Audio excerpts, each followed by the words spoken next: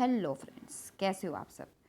मैं मनिंदर कौर एक बार फिर से आपका स्वागत करती हूँ हिंदी के सॉल्यूशंस के साथ HSSC के पेपर।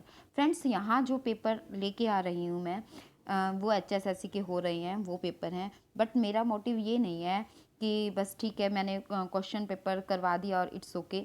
बट ये एक प्रैक्टिस सेट की तरह इसको हम करेंगे ताकि हम ये देखें कि हमने जो भी क्वेश्चंस कर रखे हैं वो पेपर में किस टाइप से आ रहे हैं और हमें वो आते हैं या नहीं आते।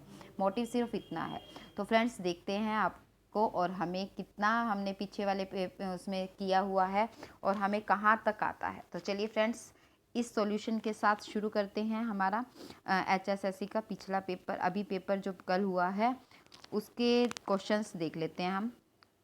तो फर्स्ट क्वेश्चन, संज्ञा शब्द के जिस रूप से पुरुष और स्त्री जाति का बोध हो उसे क्या कहा जाता है। तो ये देखो, हमें पता है बिल्कुल कि क्या कहा जाता है, उसे लिंग कहा जाता है। पुरुष जाति का बोध हो पुल्लिंग और स्त्री का बोध हो तो स्त्रीलिंग। तो यानी कि हम उसको क्या बोलते हैं, लिंग बदलो, है ना।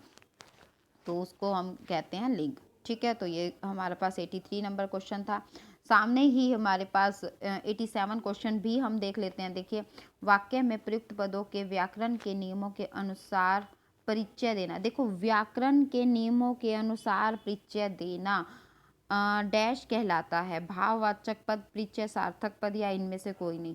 तो देखो, हम उसको पद परिचय कह देते हैं। कैसे? अब जैसे पीछे पेपरों में भी आपने देखा होगा कि जैसे मान लो रमा पुस्तक पढ़ती है, तो इसमें भाई पुस्तक का पद परिचय दीजिए भी, ये क्या है, या रमा का पद परिचय दीजिए। तो हम रमा का पद परिचय देते हैं कि रमा कर्ता कारक है, क्रिया करती है, क्रिया का करता है ना, सब्जेक्ट है, तो एक वचन है, स्त्रीलिंग है, तो ये पद परिचय होता है।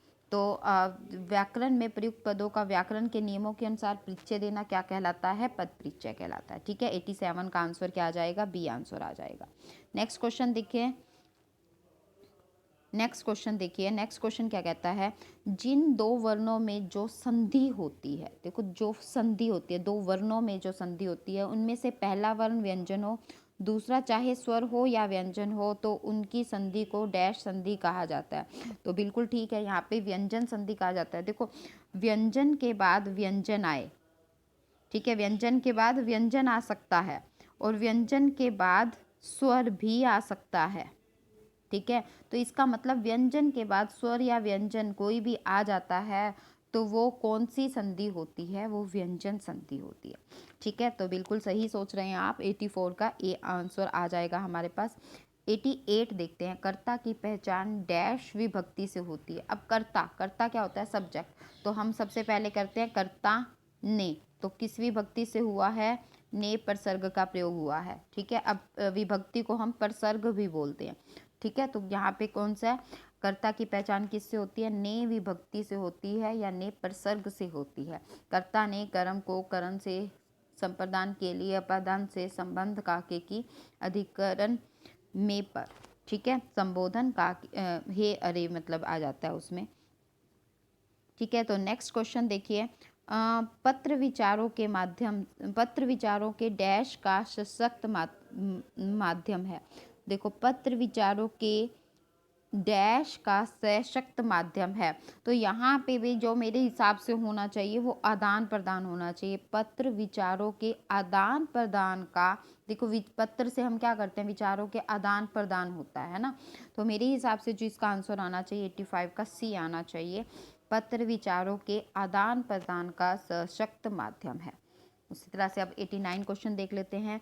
विसर्ग का प्रयोग डैश शब्दों में ही होता है। ये तो मैंने कल ही आपको करवाया है जब हमने मैराथन क्लास ली थी। तो मैराथन क्लास में देखो ये सारे क्वेश्चंस आए हुए हैं लगभग, हाँ इसको 85 को छोड़कर।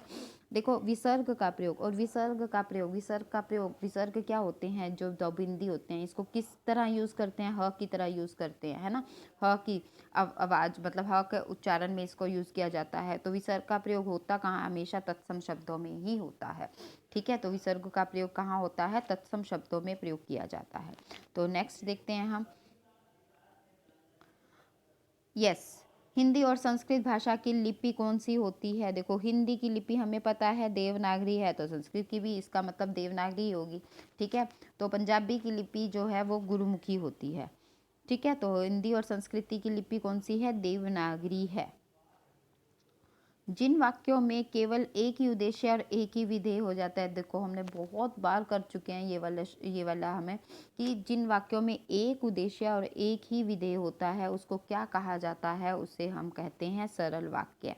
ठीक है, संयुक्त तो वो होता है जो दो दो वाक्यों को जोड़ देता है। ठीक है, मिश्रित उपवाक्य एक दूसरे के ऊपर डिपेंड होते हैं यानी आश्रित होते हैं, उन्हें उपवाक्य कहते हैं, यानी कि उन्हें मिश्रित वाक्य कहते हैं। तो ये एक उद्देश्य और एक विधेय की बात होती है तो वो क्या हो जाता है? सरल वाक्य हो जाता है। ठीक है फ्रेंड्स, थैंक यू। आपको अच्छा लगा हो तो please like and share and subscribe. Thank you friends, have a nice day.